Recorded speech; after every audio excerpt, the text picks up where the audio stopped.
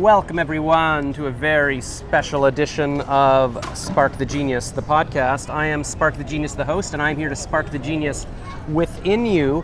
We are coming to you, well, I was going to say live, but you're not watching this live, but we are alive outside, is what I'm trying to say, in Byward Market in the heart of Ottawa on some beautiful chairs. If you're watching this on your favorite video channel, then you can see that we're sitting on beautiful chairs. And if you're listening to it, you can probably hear all the noise of the Byward Market. People walking by, people pulling suitcases.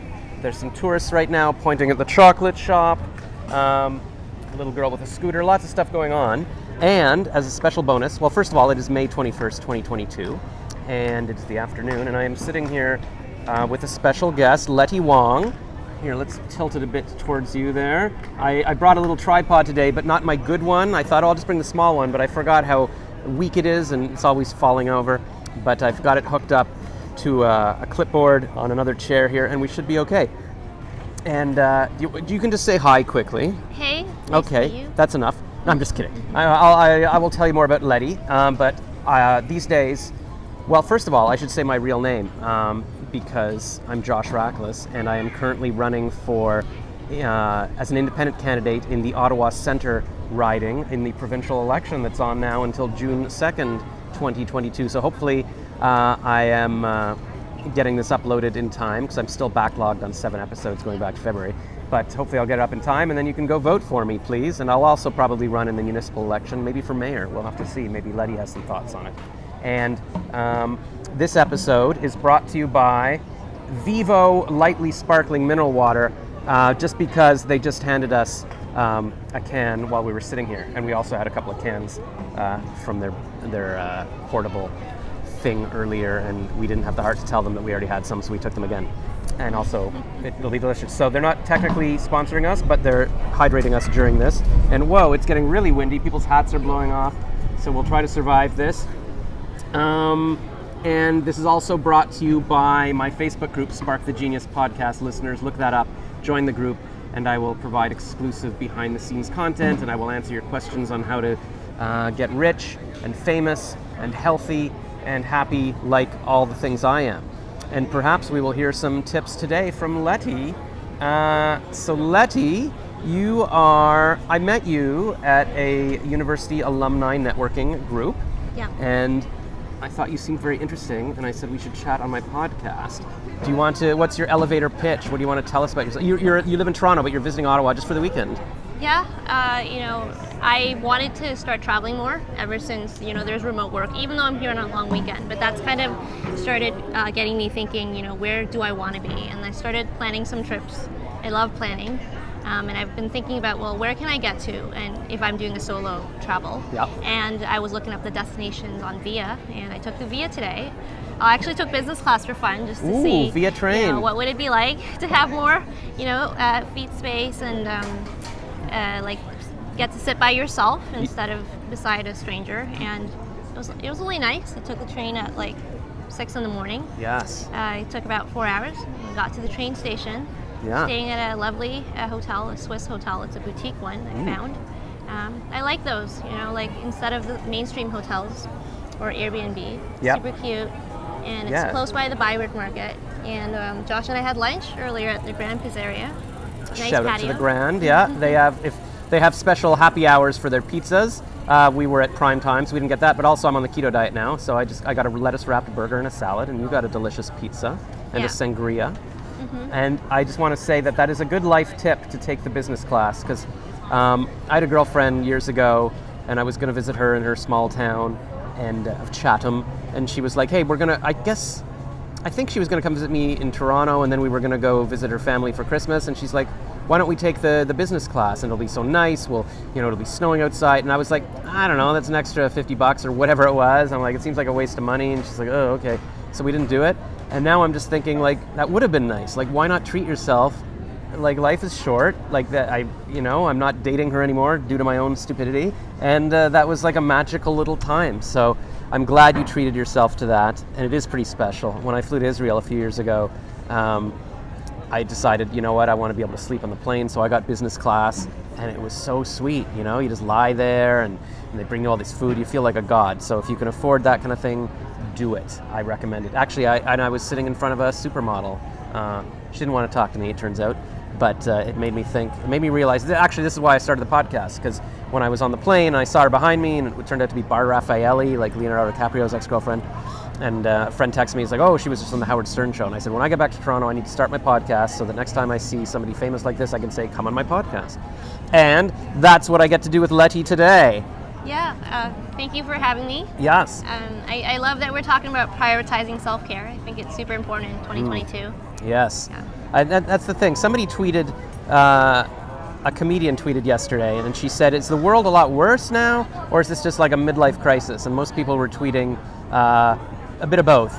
Because it's hard for me, like at this stage in my life, I screwed up. I often talk about this, how I should have gotten married to any of those girlfriends and built a life with someone, but I didn't, and now I feel very alone, so I feel sad about that, but also, yeah, COVID is like a general thing, you know, so it's hard sometimes for people to separate, like, is this just where I'm at right now, or is the world sort of in a difficult situation? But you're like a young, successful, active person, would you say, you know, what's the state of the world now, or I guess, or is it a kind of thing like, it's like no matter what the situation in the world is, you can be happy? I don't know. Well, I think the pandemic definitely, you know, has changed a lot of things for me and other people. Like for me, and I know some of my friends can relate. It's got me reflecting and thinking that I want to. I'm more like being more intentional and thoughtful, and wanting to have more meaningful experiences.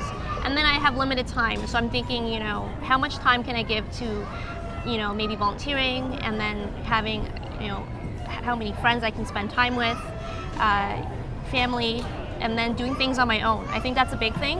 Sure. I actually really like spending time by myself, like my hobbies or exploring. I keep some blogs. I have like a food blog. I have a plant blog. So wow. I think doing those things take a lot of time, and Yeah. I like, you know, creating content, but I actually really enjoy it, and it's just the process of kind of dating yourself and really enjoying. Oh, dating yourself, like going on Yeah. a date, taking yourself to dinner or to Ottawa. Yeah. Yeah? Yeah. Because some people say dating yourself, like, oh, I'm dating myself now by referencing an old song, so now you know I'm old. But you mean like dating yourself. Oh, yeah. Yes. Yeah. So I think the pandemic definitely played a role in it. But even without the pandemic, I think, you know, making more time for yourself and making sure those experiences are what you want them to be, Yeah. who you want them to be with. Yeah. And that person can sometimes just be yourself, you know. Yeah. And, but I've also prioritized a lot of family, I guess, during the pandemic. I've realized how important those connections were to me, because I couldn't see my elderly grandparents, so FaceTime became more of a thing. And I enjoy being able to connect when I can't have dinner with them, because they're really old and I don't want to get them sick. Yeah. That's interesting. You're lucky to still have grandparents, but I discovered during the pandemic I had, everything sort of shut down, and one of my relatives got sick, and then she was in the hospital, and you couldn't visit. Like when the lockdowns were happening, you could only have like 1 or 2 visitors a day, or maybe, I don't know, maybe 4 or something, but people were on the list to visit, and then you feel kind of disconnected that way. And another relative that baby is just going crazy. Another relative was like in a senior's home, and they had lockdowns too. So yeah, it's interesting how you realize, and even just in general, I felt so separated from everyone. Like I would do singles events like on Zoom, like for New Year's parties, or I was taking stand-up classes on Zoom. But I hope I filmed enough videos vlogging about it so that I can go back and remember, because it's almost hard to remember what it was like 2 years ago, like when everything's shutting down and nobody's going outside. Like in a way it was cozy, but I think it would have been more cozy if I had a family and kids and everything. It's like, hey, we're all staying inside and we're watching Tiger King or whatever we're doing. Like it didn't feel cozy on my own. It just felt like, you know, I had sold my condo in 2019. I was going to be a digital nomad and travel the world because I wanted to just stay in hotels, and I thought that would be a way to feel less lonely, and it's not. It's not the same as when you're 20 years old and backpacking through Europe and you just meet people in hostels and you're like, hey, let's all go party together. Like when you're a grown up, nobody's talking to you in the Best Western lobby. And so yeah, it wasn't everything I'd hoped. And then the pandemic started, and it's like, locked down. And that's what I'm struggling with as well. I went to a conference about podcasts a couple of years ago, and now I'm like, do I go to one again next week? But I'm running in the election, so I'm trying to decide which. I'm trying to balance as well. How much of it is like what I'm trying to learn? Like, do I need information about podcasts? Is that why I'm going? I don't think so necessarily. Like, I know I need to do my podcast. That would be the key, like actually upload the episodes. I don't need somebody else explaining how to monetize something that I don't do. But partly it would be to make friends, and it's like, hey, I like seeing people and staying in the hotel and everything. But I also want to do that in Ottawa during the election. So I'm struggling with all that. But anyways, yeah, so it makes me feel good to hear that even somebody as cool as you has to, deal with those issues and figure out how best to do things. But I like your theory about doing things on your own, because a lot of times people think, oh yeah, I can't go out to dinner, I can't go to a movie, I can't travel if I don't have somebody to do it with. But why not? And I've made a lot of friends just sitting at a coffee shop. I remember when I was in Florida and the pandemic was hitting after the conference last year, I was just sitting in a Starbucks trying to find a hotel, and some woman started talking to me, and she knew everybody at the podcast thing, so we were talking about that. And so yeah, you never know. Even as a grown-up, you can meet other grown-ups or whatever. And so I don't know, there's so many things to touch on here. When you say blog, do you mean like an actual blog or like an Instagram pic? 'Cause I know you have like a foodie Instagram, and you were saying you have a plant Instagram. Yeah, I made a travel one too, but that one's just more for fun for now. I don't have a lot of followers. Right. Well, I did have a blog, like a website, and I bought a name with my domain with my name on it. Yeah. But that one I struggled to keep up with, so I did that for a year. That was when the pandemic first started. Yeah. I started that when I was doing a PR strategy certificate at U of T, and that was for a project.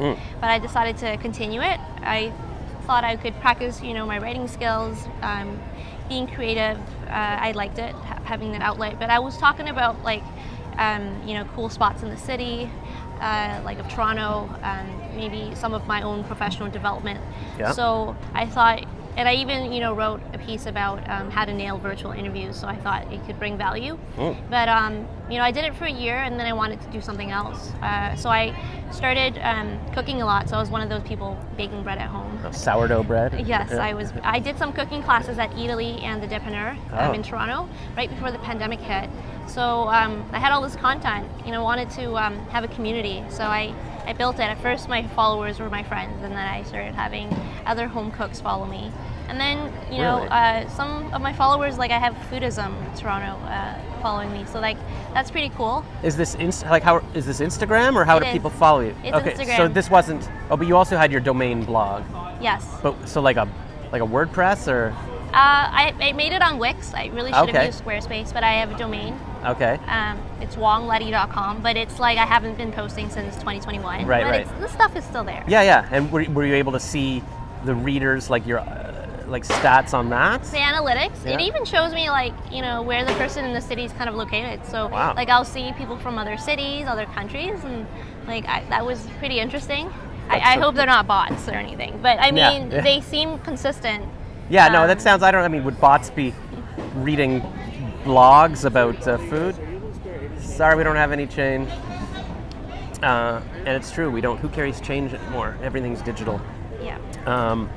But maybe we should start having change. I'm just going to have a refreshing Vivo here, brought to you by Vivo. Oh, this is actually good. But I've just remembered I'm on the keto diet. I shouldn't be drinking this. There's cider in it. All right, well, I'll just have, maybe one can. We'll walk it off after. We'll walk it off, okay. Okay. So you find that most of, you wouldn't interact with people from the Wix. It would be more like Instagram would be your community. Yeah, I found that even though you can leave comments on blogs, I didn't really get comments. But I would have people reading it, and there'd be lots of page views, so I know okay, they're not all bots. That's interesting. Yeah, no, it's because I still get views on my old blogger or something that I started before Facebook and everything. I haven't posted on that kind of thing. It's hard to know. It's like you were just saying. It's like, we do have limited time. What do you focus on? Do you just focus on Instagram? But on the other hand, if you do your own blog, you own that. Like Instagram can disable you. They're making money from your ads. You can't really you don't own it, basically. Right. Like it could be something where you promote something else. I guess that's a good way to use it, but I wouldn't go all in on one platform. Like as you found with people who did Vine, and then Vine went under. It's like, oh, I just did nothing but Vine, and hopefully at least you've got some kind of newsletter or something, because if you disappear from one of those things, how do they find you, right? Like at least if you've got a newsletter or mailing list, you can say, hey, now I'm over here on this or something. Right. So that's all interesting. All right, so you've got your plants Instagram and your foodie Instagram and your travel. So okay. And so, I mean, that's something I was asking you about earlier, about the importance of having a niche, right? Like, because people, if they like plants or traveling or food, they're finding you that way. If you just had one Letty Wong Instagram where you're just like, oh, here's my plant, here's my food, here's my travels, it might be harder for you to be discovered, and people wouldn't know what to do with it, right? Well, I mean, you could, mix things up. Like, there are people who, they'll do home cooking with, some restaurant posts. There'll be home cooking with a fitness aspect. It depends what kind. You can mix it up. Yeah. But then for me, I like to have different communities and segment it. Yeah.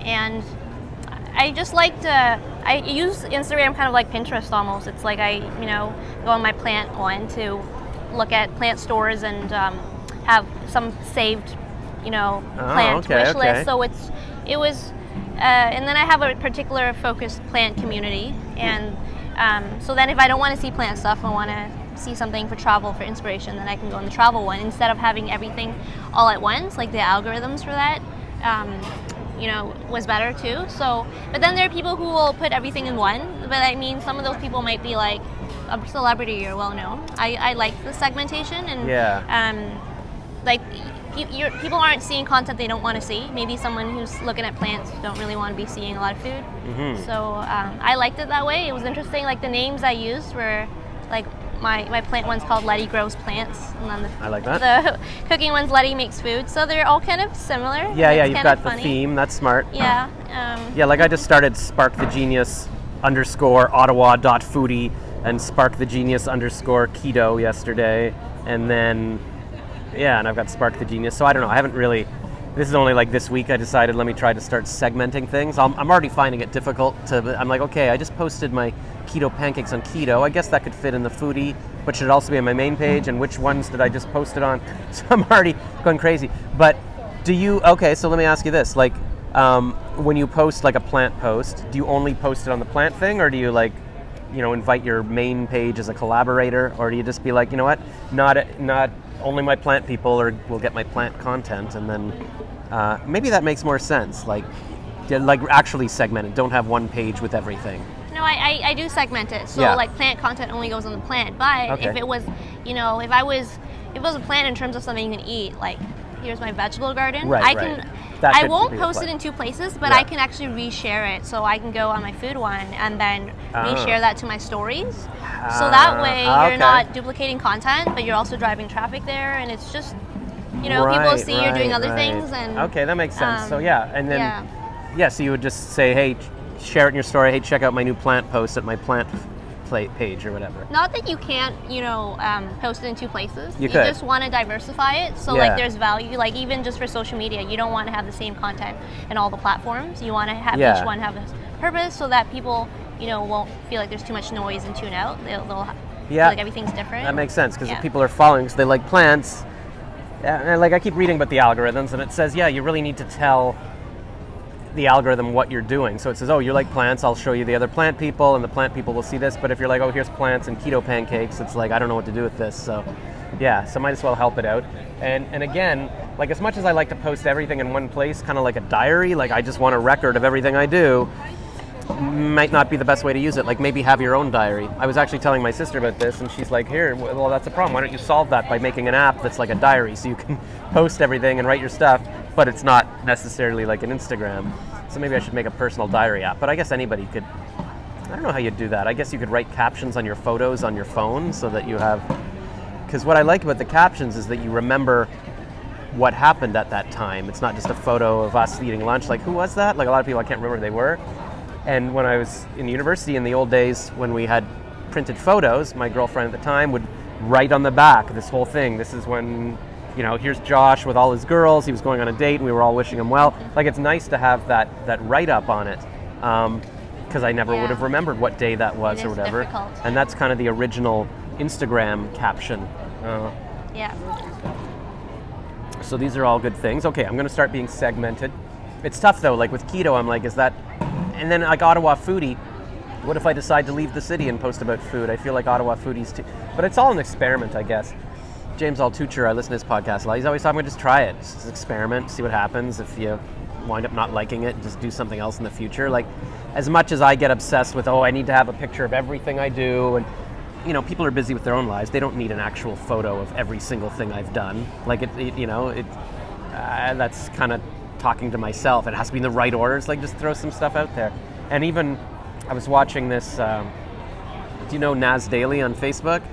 This guy, I think he's Palestinian, but he makes like 1-minute videos every day on Facebook, and he's like super huge now. And he made a little video yesterday introducing that guy, I forget his name, Lamy or something? The Nigerian who lives in Italy that has like 200 million followers on TikTok now.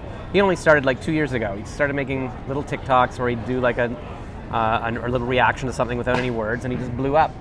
And I guess what that tells me is, like, as much as you might want to write a diary and have photos of everything you do, like the old days, you make a blog and here I am, whatever. Like the algorithms now, they want to see reels. Facebook and Instagram are trying to compete with TikTok, and people like this short content, and they scroll through. Like, you're not going to discover viral photos. It's not going to be like, oh wow, this photo you took of a burger.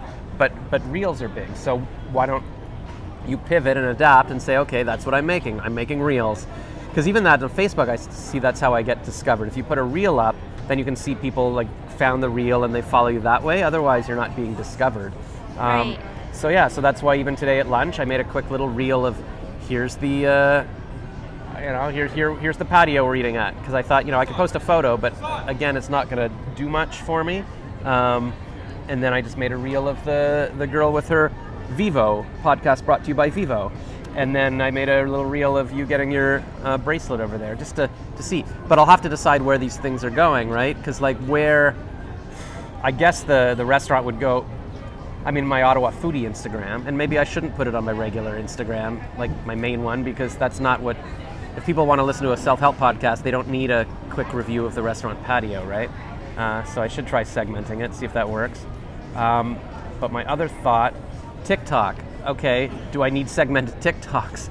It just seems like a lot of work. Like, maybe, I don't know, should I have an Ottawa Foodie TikTok and a keto TikTok and all that TikTok? Or maybe, I feel like TikTok's more, I don't know. Do I just pick one thing? Like, you know what, my TikTok is going to be my life coaching tips and funny reactions to life coaches and that kind of thing, and just do that? Or would you segment TikTok as well? I guess I could. I guess I could, if I'm doing the same thing, I could make an Ottawa Foodie TikTok. I don't know. I'm just already exhausted thinking about it all.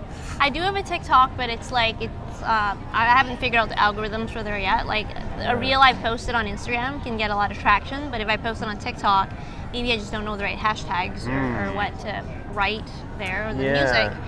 Because it's different. Reels and TikToks are not the same, even though they're similar. I think, though, video content is on the rise. It does better in general. Yeah. Even I find at work when I'm posting the video on our social channels versus maybe like a graphic. Yeah. People do like videos, short ones, consumable. Yeah. I do think, before you post something or make an Instagram, you need to, like for me, when I decided to make these separate blogs, I thought about it for a while first. And I also even had a content calendar. I kind of, thought what should go where. You don't have to post everything live. It's great, to post something quick. Yep. But like sometimes it's okay to wait a little bit, as long as it's still appropriate. And then that way you can write the copy for it. You can kind of think about how it should be, and so that's part of being thoughtful. And when you say blogs, are you talking about your blogs or your Instagram? Instagram blogs. I consider them blogs because I'm not an influencer. It's not my intention. I'm not looking for sponsors. Although I did have like two brands reach out to me, Yeah, look at you. which was interesting. And I'm like, oh, I'm just doing this for like I did it, but like I was like, that's interesting. I was just doing this for fun. Yeah. Well, that's the thing. What's great about social media is doing something for fun can become a business, and people like that's the thing. Just because you're doing it for fun, it's still an audience. Instagram's making money from placing ads around your stuff, like, and influencers want to be seen, companies want to be seen by your audience. So you are a business. A lot of people, they literally just post about. This is what I ate for lunch, this is my family, whatever. Like, they don't care at all. Like, it's more just a personal diary. I was watching a video by Nick Nimmons. I think it was Nick Nimmons the other day. He's like a big YouTuber, gives advice on YouTubing, and he was saying, segmenting on YouTube, it's important because the algorithm wants to know what is this channel? Like, you like keto? Okay, here's the other keto channel. Like, and then if people are viewing, and it'll know that this is liked by people, and so it'll keep showing it to people. And he says, if it's literally just you posting a few random things for fun, you don't need to worry about this kind of thing. But if you at all want it to be a business or grow or build an audience, then you do think about the segmentations. So that's good. I like how you call it blog, though. It makes it more sound like, it is. Why isn't it a blog? It's like you're writing captions, you're posting photos, and I find it easier to post on Instagram than, to make a WordPress or a Wix. Like, then I got to log in, and like, I don't know, I just wonder how many people are going to see that kind of stuff. I guess they do. Like, if you Google things, your blog will come up. It just seems harder to, now I've got to go write a whole blog post about the restaurant I just ate at.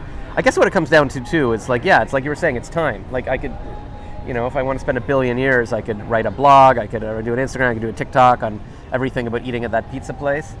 But maybe it makes sense to pick one or two or whatever your passions are and try to blow it up rather than not doing anything because it's hard to balance 5,000 things.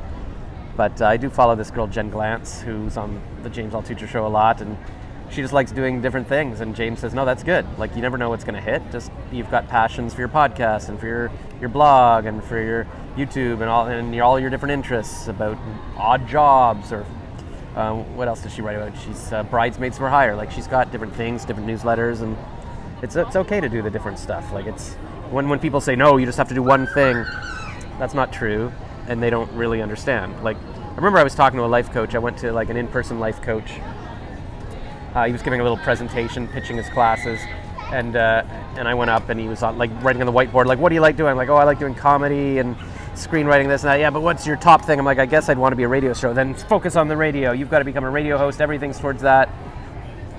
And maybe he was right, because if you do go for something and say, this is what I'm doing, and you spend all your time on that, then you might achieve it. Like, I feel like because in my life I've only gone sort of halfway on things. I'll take improv classes for 2 years, but then never do it again. Or I'll win a screenwriting award, but then never do anything with it. So I don't know. So right now I keep thinking, well, maybe the podcast is the thing. Because as much as I've wanted to do radio all my life, and I have hosted talk radio before, it's hard to break in later in life. But also, podcasts are the big thing, right? Like, Joe Rogan is like one of the most listened to people in the world. He doesn't have a radio show. He has a podcast. And this is my podcast. Like, I don't need somebody else's permission to broadcast this or put it on YouTube or put it on Spotify. Like, it's gonna be out there in the world. And every now and then I look at my analytics and I'm like, oh, somebody in Sweden listened, or Iceland. And you're like, that's so cool. Like, somebody out there tuned in and listened to this. And again, I should probably niche the podcast, because like, even if I'm in the mood for, okay, I want to listen to a political podcast, I'll go through those. If I feel like a inspirational, motivational podcast, I'll listen to those. Like, it's the same way that Apple recommends. Oh, if you like James Altucher, you might like Tony Robbins, or if you like Ben Shapiro, you might like Matt Walsh. Like, it would be hard if your thing is just, this is random discussions I have with everybody I talk to. So, do you ever listen to podcasts? A little bit.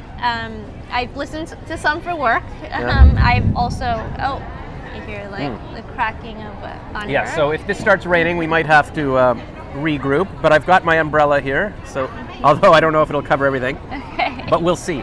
So we'll that's the thing too with podcasts. They don't have to be, they can be any length you want. It could be like a half-hour podcast, and then you sort of do an hour next time, or 5 minutes the next time. It can be anything, really. But did you even say what you do for work? Because you are, you're credentialed with your schooling and your work to be talking about social media, right? Yeah. Well, I actually started a new role back in March. I'm a marketing manager at a nonprofit called the CIO Association of Canada. It's a professional development organization for IT executives, just in Canada, so it's not a global thing. And also I manage sponsorships, so that's hold been on. exciting. It is actually starting to rain here, so here, hold my umbrella for a second. Okay. I'm just going to move this closer so that, now it's really starting to pour. Let's see here. Let me just make sure we're not getting soaked here. Oh, wow. All right, so what do you think? We could sign off and then I could edit together later, or we could go into that doorway and keep talking. I feel like this umbrella isn't big enough right now. What do you think?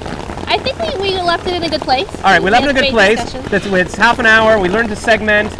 And well, thanks for coming on, Letty. We will follow you. I'll put all your Instagram information in the descriptions. And everybody, please join my Facebook group, Spark the Genius Facebook, our podcast followers.